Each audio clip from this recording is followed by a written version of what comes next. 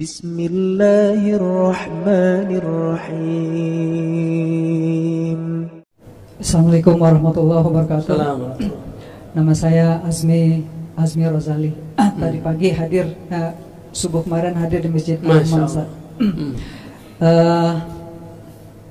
Saya di khutbah tadi menangkap Ustadz memberi stigma tertentu negatif kepada para pesantren hafiz, adik-adik kita yang sedang berjuang untuk menghafal Al-Quran saat ini, Ustaz. Dan itu hampir jatuh air mata saya mendengar hal itu disampaikan di khutbah. Pertanyaan saya adalah, sebelumnya kalau itu diucapkan oleh kami sudah biasa, Ustaz. Saya sudah biasa. Kalau itu diucapkan oleh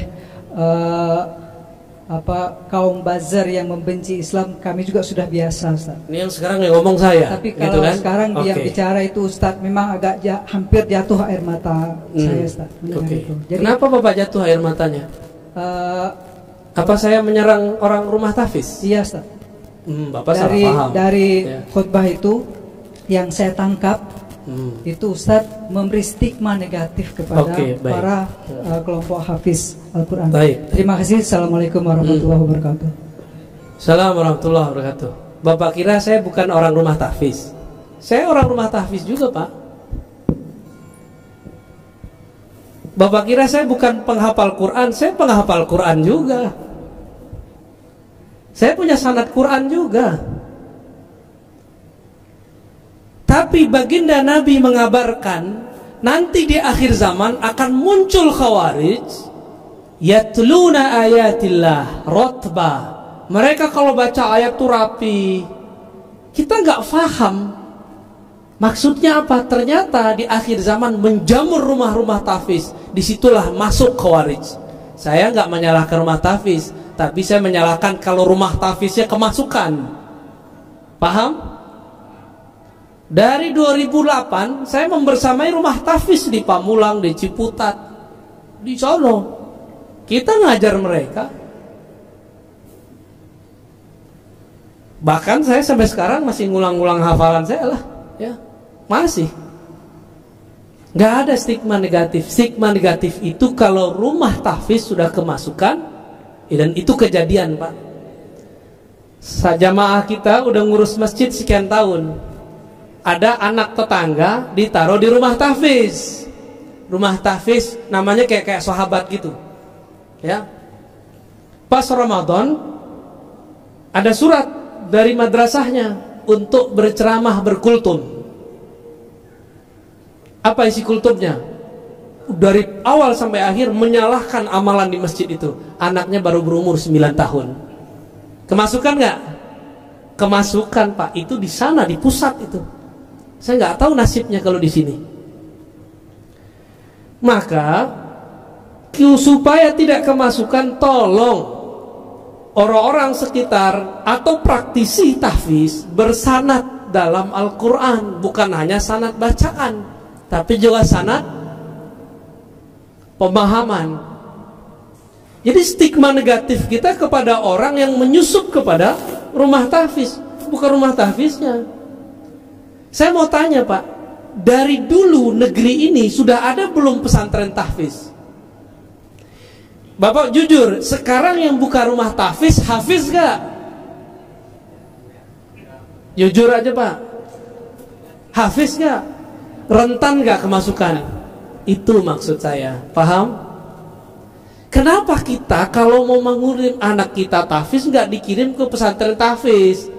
Di mana pesantren tahfiz di Indonesia paling maju? Anak kecil-kecil, Pak, kayak gini hafiz 30 juz banyak.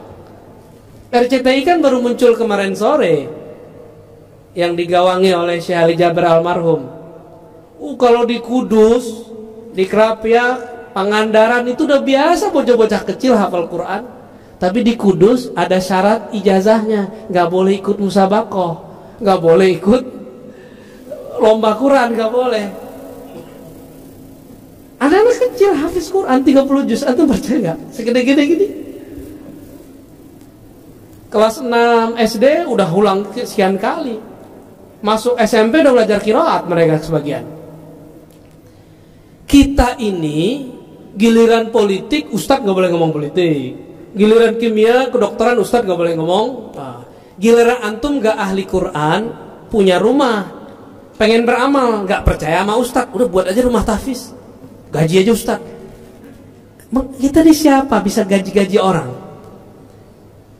Emang kita bisa menjamin Quran yang kita sebar itu sahih? Ini mohon maaf nih orang-orang kaya ya, antum percaya deh sama ustadz, percaya sama ulama yang bersanad. Ini ngeliat ustadz udah curiga dulu ya. Akhirnya rumah tahfiz nggak dilepas-lepas, buat pesantren bangunannya doang. Banyak pak, saya udah jalan, orang kaya bingung mau beramal, dia buatlah pesantren, judulnya tapi gurunya nggak ada. Dimintalah seorang ustadz ngajar 3 bulan kabur, ganti lagi ustadz setahun bubar semua. Dia kira pesantren itu kalau ada bangunan terus tengahnya ada masjid berkubah, terus ada kaligrafi. Dia mengira pesantren itu begitu. Pesantren bukan itu pak.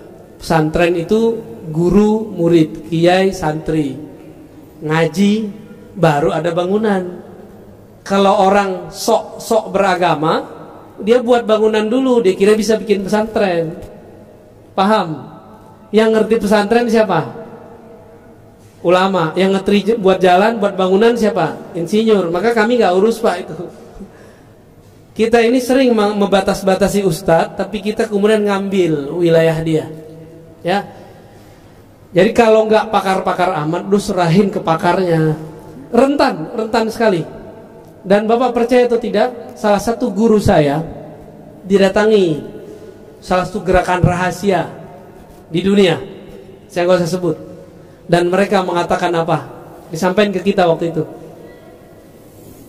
Ini Bapak percaya atau tidak? Ini bukan stigma negatif.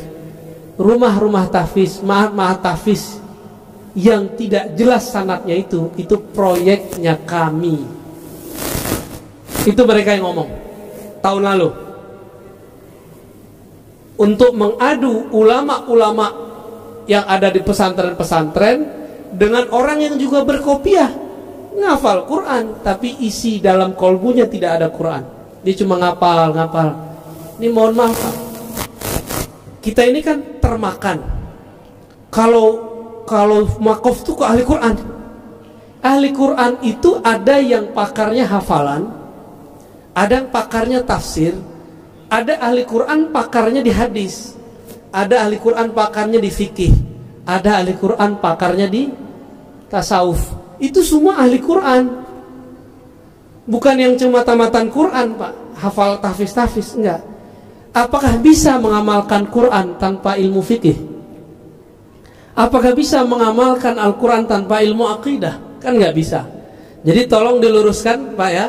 Saya tidak pernah punya stigma negatif kepada penghafal Quran. Saya cuma mengkhawatirkan jika rumah-rumah tahfiz dibuat oleh orang yang bukan ahli agama, nanti kesusupan oleh kelompok khawarij. Itu aja Pak. Ya.